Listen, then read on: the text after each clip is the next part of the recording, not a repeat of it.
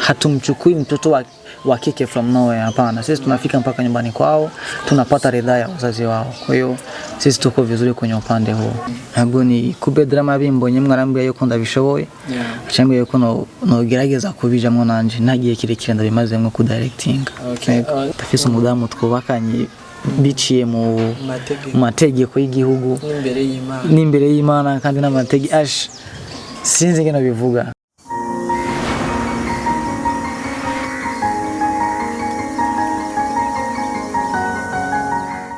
Yes, mwiriwe cyangwa mwaramutse wishura bivanye naho uherereye. Ndababwiye ati umwaka mushasha ubabere umwaka wo kuronkamwo amafaranga, umugisha, amahoro menshi n'ibindi bigiye bitandukanye. Uno munsi nabazaniye umwanditsi canke umukinyi wa filme, umudirector, numwe mu bahagararira amareresi nkuko bisanzwe bivugwa mu Kirundi. Bro, big up sana, ni kiganiro cya mbere dukoze muri uno mwaka. Merci beaucoup. Yes, yitwa Prince Gabo canke arashaka kwidondora we kwaradukurikiye. So je ku mazina abavyeyi nitwa Nizeyimana Ibrahim Prince, mugabo benshi akunda kumpamagara Gabo Zigamba canke slow motion. Gabo Zigamba izina ryavuye. So Gabo Zigamba yavuye ku mukinyi mugenzanje mugabo w'igihugu kibanyi ca Tanzania nitwa Salim Ahmed, mugabo akaba yitazira Gabo Zigamba cause umukinyi mwiza kandi nkunda cyane gose, nivyo nkora ni nka role model yanje. Umwigira kwiki? Bon, hisia ninge nakina vyose. Hisia kubatumva igiswahili ni vivasi. Ego, merci beaucoup. Dushaka kumenya watanguye ryari ku directing, apana gukina, ku directing watanguye ryari? So ku directing sitabifitemo umwanya munini cyane gose. Ntabwo ni kube drama bimbonye mwarambwiye yuko ndabishoboye, cyangwa yuko no gerageza kubijamwo nanje nagiye kirekire ndabimaze nko ku directing. Nibutsa abantu ko kino kiganiro icyatumye tukurondera nuko twabonye kuri affiche ya team ya Kube Drama canke Drama Films Production. Twabonye ko film ari wowe wayidirectinze, ari wewe wanditse film, nico gituma twaciye tukurondera tuvuga ati reka tuvugane gato nuno muntu yakoze bino bintu. Ino film yagutwaye igihe kingana gute kugira ngo yandike? Turavuga unfaithful. Ntabishizemo ububeshi si gihe kinini cyane gose, kubera ikintu kimaze kukubamwo wewe c'est normal. Ego ni nka 3 semaines kuyandika. 3 semaines wandika filme yose iri kiravugisha abantu muri kino gisagara ca Bujumbura no mu gihugu cy'u Burundi no mu gihugu kibanyi cyo muri Tanzania, kubera filme umenga harimo akantu kuri affiche uko twabibonye, umenga harimo akantu k'igiswahili gose. Ego bon, filme twakinya mu Giswahili. Mu Giswahili kubera iki mutashimye kwikina mu kirimi cy'ikirundi?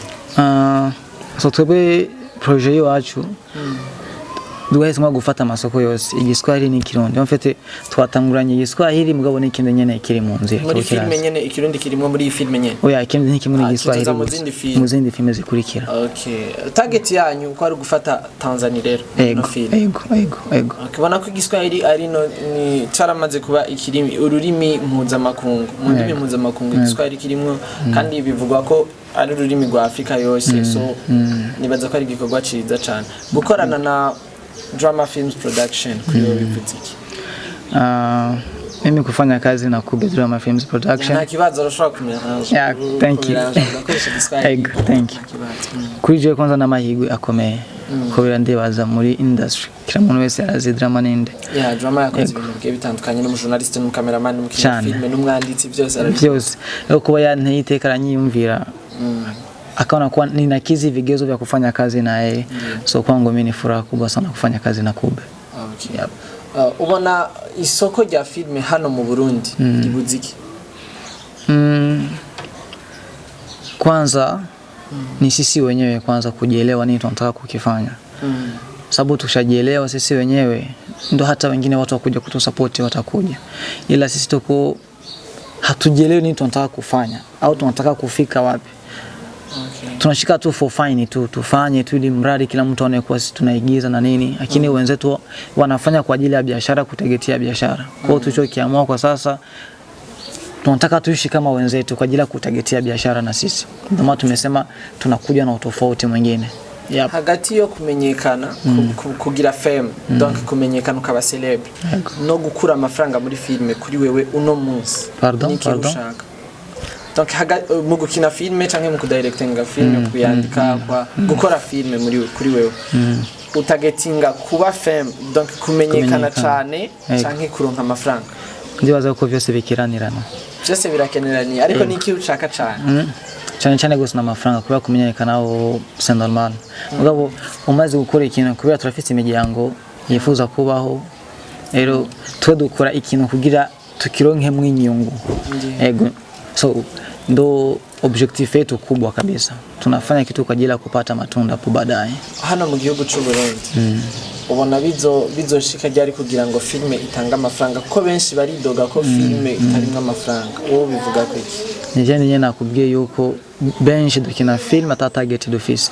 Mugabo hariho abantu benshi cyane gose no banzi kandi nkashingira nahe babayeho kubwa film hano mu gihugu naho atari benshi cyane mugabo bake bariho babayeho kubwa film. Yego rero natwebwe ni taratibu step by step nsi tutafika kwenye wenzetu hapo. Hagati yo kudirectinga no gukina niki kikorohera cyane? Gukina nivyo bikorohera. Niyihe sene baguhaye utoyikina? Zose ndakina. Nta nimwe utokina? Naho bokubwiye atambura impuzu zose gute?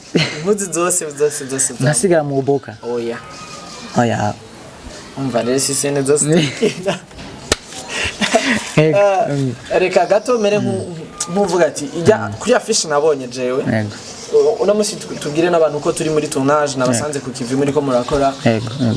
Jewe kuvyo maze kubona kuri filme wanditse respect cyane. Thank you so much. Ibintu ntari bwabone gose hano mu gihugu cy'u Burundi nari maze kubibona hanze y'igihugu ko ndamaze gusohoka. Nkaja kuraba ibintu by'amafilme nyene. Donc level ya filmage amatara iki sound byose biri kuri norme zo ku rwego mpuzamakungu. Asante sana. Ati respect cyane filme yawe imeze neza gose naho itarasohoka abantu tubibutse itariki yo kuyisohora le 10 janvier za kuno kwezi kunyene itariki 10 izo biri kuri channel yitwa gute? Drama Films Production.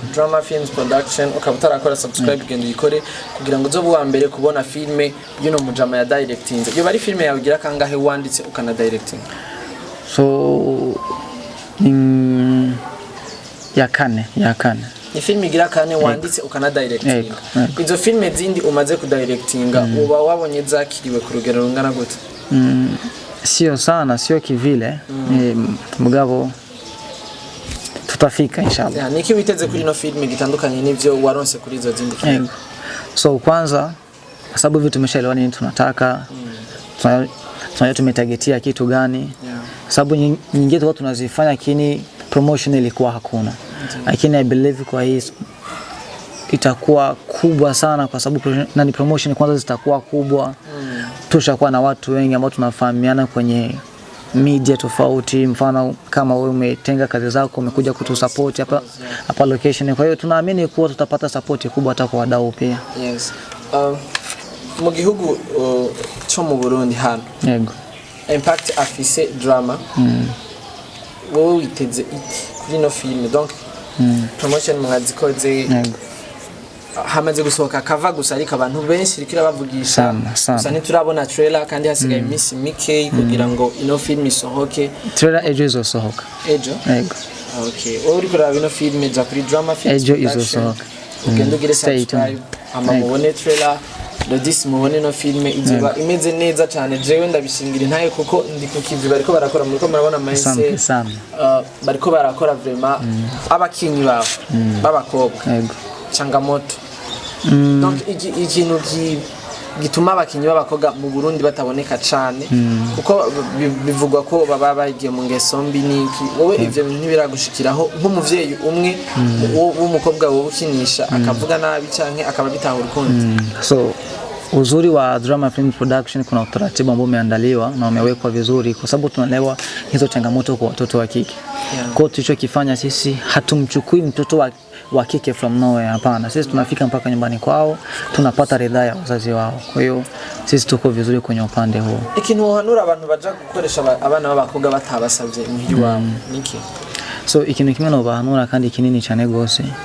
Unapofanya kazi na mtoto wa kike ambayo hakuridhiwa na wazazi wake, huwa tunajikuta tunapata hasara baadaye. Unajikuta unashoot movie alafu khafa tu inakuwa ni shida, lakini ukishapata ridhaa za wazazi inakuwa ni kitu rahisi sana. Kwa hiyo mimi niwaitie tu wasanii wenzangu, wanataaluma wenzangu pia walifanyizie kazi hilo swala. Unapomchukua mtoto wa kike lazima ufike nyumbani kwao upate ridhaa za wazazi, itakuwa ni bora zaidi. Mlipo muravyumva arabahanura kuzobanza kuja gusaba impusha ku bana b'abakobwa mukoresha mu mafilme yayo. Wewe nka wewe nka Prince, yego n'uyu mukinyi wa filme wo ngaha mu Burundi kundi bikorwa byinshi. Okay. Umbarije ikibazo cyiza cyane rwose. Je ndamufise umwe rudende. Yego, umufise umwe rudende nemera kuburyo yuko sinzi ngeno bisigura imbere ya kamera. Yitwa Babu. Babu Baju. Benshi baramuzi n'umukinyi mwiza cyane atagira uko no bisigura. Yego. Niki umukundira kurusha abandi? Niki akora kiruta ivyo abandi bakora? Okay, swali lizuri sana. Unajua hata shuleni mnaweza kuwa mnasoma darasa moja, lakini atakuepo wa kwanza, wa pili mpaka wa mwisho. Kwa hiyo Babu yuko vizuri sana kwenye sekta zote. Yaani muweke unapotaka. Yaani mfano analala. Uwe nenda tu muamsho, washa kamera, nataka uigize scene yote ambayo unahitaji.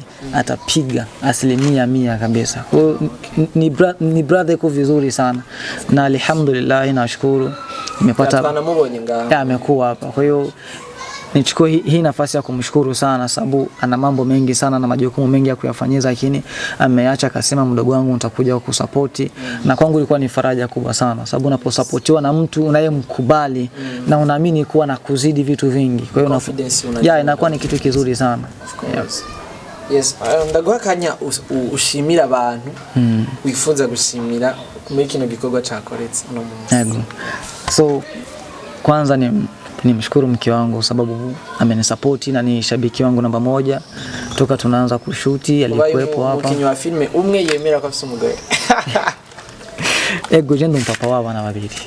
Ego tafise umudamu twubakanye biciye mu mategeko y'igihugu n'imbere y'Imana kandi n'amategeko sinzi ngeno bivuga. Dufitanye abana babiri, wa mbere n'umukobwa, wa kabiri n'umuhungu. Ndayimushimire gose n'umuntu yambaye amfashe gose ku mugongo. Yego kandi ntamwibagiye Babu nayo nyene Alpha, Imana iguhezagire, wataye akazi kiwawe wavuga ati ndaje kwa supporting wa brothers wanje, Imana iguhezagire cyane gose.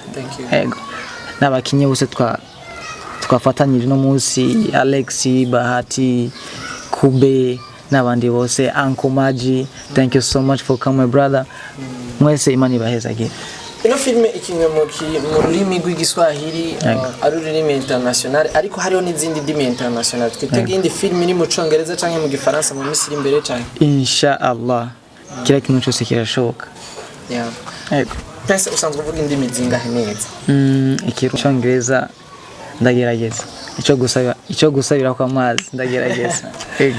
Okay, reka dufashe kano kana tugushimire tukugira tukoze mwiza. Merci beaucoup. Wanditse filme itesa, ifise abakinyi beza.